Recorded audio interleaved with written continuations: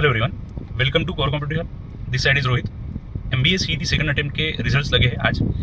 थोड़ा सा वीडियो निकालने में देरी हो गई, बट उसका रीज़न है कि दिन भर ऐसे मैसेजेस और कॉल आए थे स्टूडेंट्स के कि जितने भी स्टूडेंट्स हाई स्कोरिंग थे उनके आंसर की के चेक करने के बाद उनको उनके हिसाब से परसेंटाइल नहीं मिले।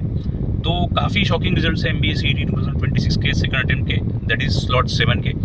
और काफ़ी सारे एजुकेटर्स के वीडियो भी हमने देखे, मैंने खुद देखा। कुछ यहाँ के हमारे सिटी के और कुछ कलीग्स हैं, उनसे भी बात की, कुछ टीचर लोगों से जो ऑलरेडी एमबीए सीईटी का ट्रेनिंग देते हैं। तो 2-3 लोगों का तो डेफिनेटली बोलना पड़ा ये कि रिजल्ट्स में थोड़ा सा गड़बड़ है। देखो, स्कैम नहीं बोल सकते क्योंकि एग्ज़ाम्स तो अच्छी हुई थी। थोड़ा सा रिजल्ट्स में ऐसा लग रहा है कि जहाँ पे स्कोर अच्छा आया था आंसर की को देखकर, तो उतना परसेंटाइल प्रीवियस कोई भी स्टूडेंट ये बोलो या हम लोग बोलो, एजुकेटर बोलो, टीचर बोलो, जो भी डाटा आपको प्रोवाइड करता है तो previous year cut off official website CET cell से लेके ही आपको डाटा प्रोवाइड करता है। फॉर एग्जांपल कैप राउंड के कट ऑफ्स हो गए, उसके बाद प्रीवियस कॉलेजेस कितने मार्क्स पे क्लोज हुए। तो ऐसा देखने मिला कि कुछ रेंज रहता स्कोर का, वो स्कोर के ऊपर उतने परसेंटाइल का रेंज पिछले 10-12 सालों से जितना मैं देख रहा तो वो रिमेन्स सेम है। बट अभी हुआ सेकंड स्लॉट में जब एग्जाम्स दिए तो मेरे पास कुछ स्टूडेंट्स का लिस्ट आया।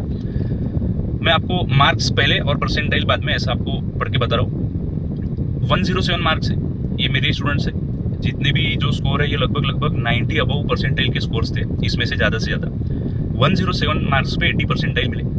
87 कुछ आंसर की थी और 18 परसेंटाइल मिले। सोचो 18 परसेंटाइल सिर्फ 180।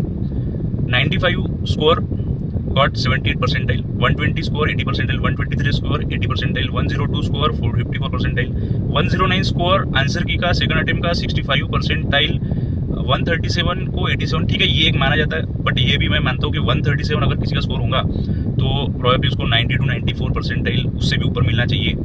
112 स्कोर को 77 परसेंटाइल मिले हैं, 120 स्कोर को 83 परसेंटाइल मिले हैं, 104 को 68। अब जब भाई हमारे इंस्टीट्यूट से ही इतने प्रॉब्लमेटिक आंसर की और परसेंटाइल में कॉन्फ्लिक्ट हो रहा, तो आप सोचिए महाराष्ट्र में जितने भी फॉर्म्स भरे गए थे, शायद मुझे पता नहीं 1,50,000 या अब उसके ज़्यादा फॉर्म फिलअप हुए थे, उसमें से भी सेकंड अटेम्प्ट को शायद उससे 60% या 70% स्टूडेंट ने सेकंड अटेम्प्ट दिया था। तो थोड़ा सा इंजस्टिस मुझे लग रहा है इस वक्त। तो डेफिनेटली मैं स्टूडेंट के साइड से बोलना ही चाहूँगा। MCA CET का जब एग्जाम हुआ था तो तब भी कुछ स्टूडेंट्स को डाउट लगे थे, बट क्या था, रिपोर्टिंग काफ़ी कम स्टूडेंट्स ने किया था हमारे पास कि प्रॉब्लम है। मतलब हमने भाई 59 फिर 61 क्वेश्चन को राइट किया और हमको परसेंटाइल कम मिले, ऐसे काफ़ी 2-3 ही स्टूडेंट थे। तो तब मुझे ये सही नहीं लगा कि ठीक है, हो सकता है कुछ प्रॉब्लम टेक्निकली हो या कुछ हो, तो मैंने उनको मेल करने के लिए सीईटी सेल को सजेस्ट किया था। बट फिर भी आपको पता होगा कि सीईटी सेल की तरफ से एक बार आंसर की और एक बार स्कोर कार्ड रिलीज हो गया तो फिर से वो एक्शन में नहीं जाते।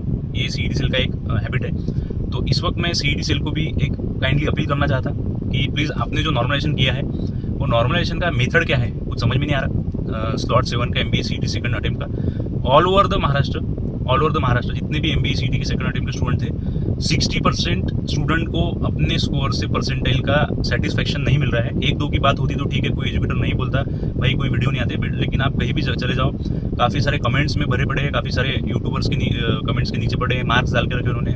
मुझे तो ये जो मैंने लिस्ट बताया तो ये तो सीधे मुझे स्कोर कार्ड ही भेजे थे इन्होंने, और आंसर की भी इनका जब देखा था मैंने यहाँ से जब स्कोर आया था तब भी। तो ये सब प्रूफ है कि जहाँ पे इनजस्टिस थोड़ा हुआ है। कुछ तो आपको जैसा बताया ना, 89 क्वेश्चन बराबर किए, शायद 80 क्वेश्चन और 18 परसेंटाइल मिले, तो ये डेफिनेटली शॉकिंग ही है। एक बार भाई एमबीए सीईटी के भरोसे आप पूरा के पूरा 1 साल उसके लिए रुकता है, काफ़ी मेहनत करता है, कोचिंग लेता है, ट्रेनिंग लेता है, और उसके ऊपर उसका पीजी का जो भी है करियर वो डिपेंड होता है। तो please I request to CET cell and other educators also कि आप लोग भी थोड़ा सा एनालिसिस करो और कुछ स्टूडेंट के साथ में बोलकर या बात कर कुछ मैनेज हो सकता है कि जहाँ से कुछ ट्रांसपेरेंसी उनको दिखे स्टूडेंट्स को, क्योंकि काफ़ी लोगों का बहुत ज़्यादा नुकसान हुआ है। स्टूडेंट्स के कमेंट तो कुछ बहुत ही डेंजर है कि मैंने अभी पढ़ा हूँ कि सर ये बिल्कुल भी हमारा 1 साल वेस्ट चले जाएगा, अब दूसरा ऑप्शन नहीं है। सीमैट और स्नैप सभी लोग नहीं देते ना, तो एमबीए सीईटी के भरोसे बैठे थे, तो इसकी वजह से काफ़ी प्रॉब्लम हुए हैं। तो स्कैम नहीं बोल सकते, अगेन मैं स्कैम ये वर्ड यूज़ नहीं करूँगा, बट रिजल्ट्स में कुछ गड़बड़ी, नॉर्मलाइजेशन में क्या मेथड से किया, क्या फॉर्मूला लगाया, वो थोड़ा सा स्टूडेंट्स को पता रहना चाहिए। एटलीस्ट वो पता चल गया कि भाई ये हिसाब से मार्क्स दिए थे तो ध्यान में आ जाएगा। समझ में आया आपको? तो सभी स्टूडेंट्स तब तक उम्मीद मत आपकी मतलब होप रखो। डेफिनेटली अभी कुछ ना कुछ आगे देखते हैं क्या होता है, और अभी सभी जिस पे बात करेंगे कि जैसा कि बोल सकते हैं आप कि नेक्स्ट प्रोसेस के पहले कुछ अगर CET सेल में कुछ हलचल होती है या फिर कुछ बातें हो सकती है पॉजिटिवली स्टूडेंट के साइड से, तो उसका हम ज़रूर वेट करेंगे। और आप जिनको प्रॉब्लम लग रहा है ना, तो आप आपके साइड से मेल CET सेल में रख दो, एक अपने साइड से क्लियर कर दो, और आंसर की क्या आपके पास स्क्रीनशॉट या फिर जो भी होंगे वो भी आपके पास सेव रखो और उनको वो मेल के थ्रू भेज दो।